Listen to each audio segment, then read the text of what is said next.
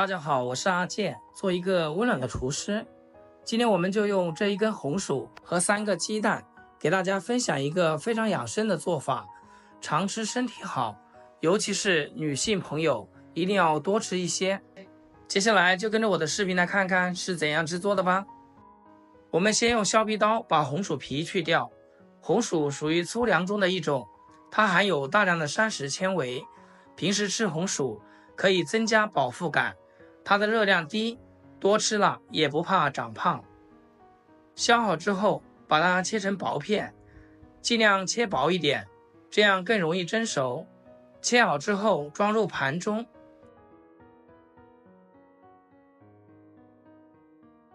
把它放入锅中，盖上盖子，水开后把它蒸熟。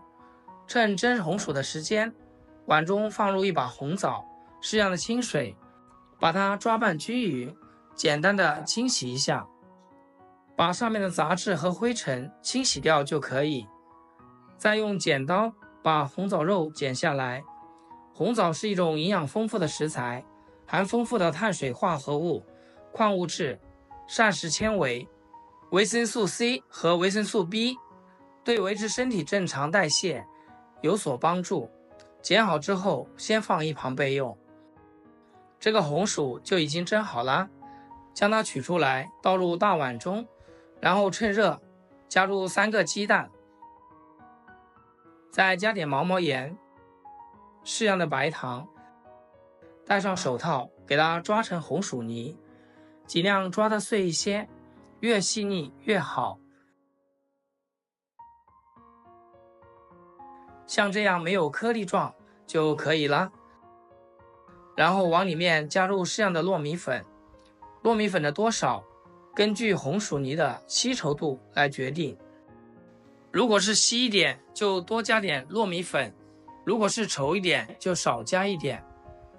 继续抓拌均匀，下手把它揉成面团。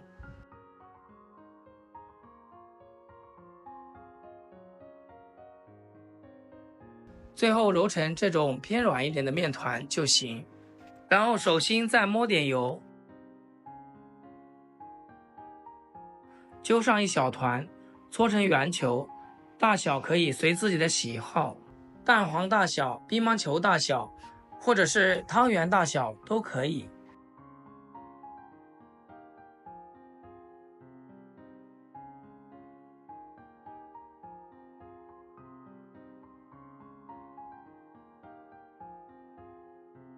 全部做好之后，给它装入盘中，放一旁备用。接下来锅中加入多些清水，开大火烧开。水开后把红薯丸子一个一个放进来。亲爱的朋友们，视频都看到这里啦。阿健每天分享简单易学的家常菜和生活小技巧。如果觉得今天这个视频还不错，那就麻烦你伸出发财的手，给阿健点个赞，或者评论转发出去。你的每一次点赞和留言都是对我前进的动力。感谢大家对我的支持。不要随意的去铲动它，定型以后再推动，防止粘连在一起。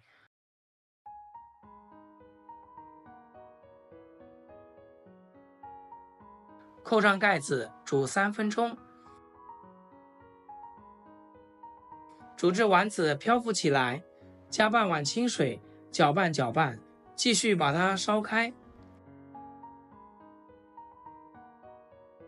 然后再继续加入半碗清水，重复这样动作3次，我们的红薯丸子就已经熟透了。像这样体积明显的变大，而且全部漂浮起来，再用漏勺给它捞出来，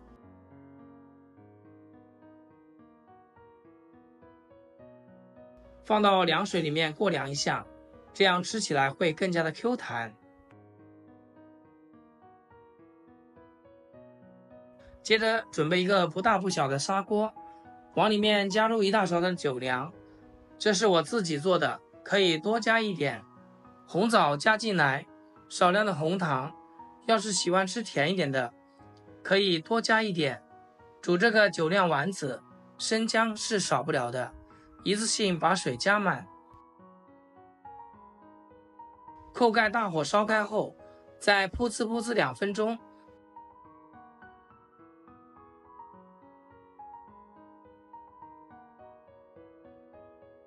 这个时候就可以把我们煮好的红薯丸子加进来，接着转小火，再敲几个鸡蛋进去。加鸡蛋一定要使水处于微开的状态，这样鸡蛋才不会散开。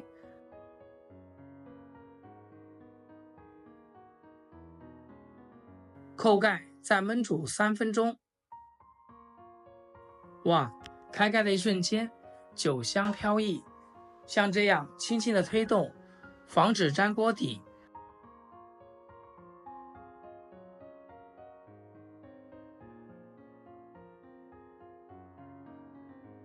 最后把枸杞倒进来。甜酒酿是一种拥有酸甜口味、营养极其丰富的食材，吃甜酒酿对身体比较好。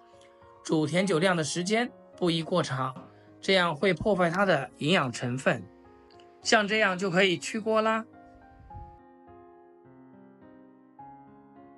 非常好吃的红薯丸子就做好了，吃起来非常的有营养，特别适合空调房久待的朋友们。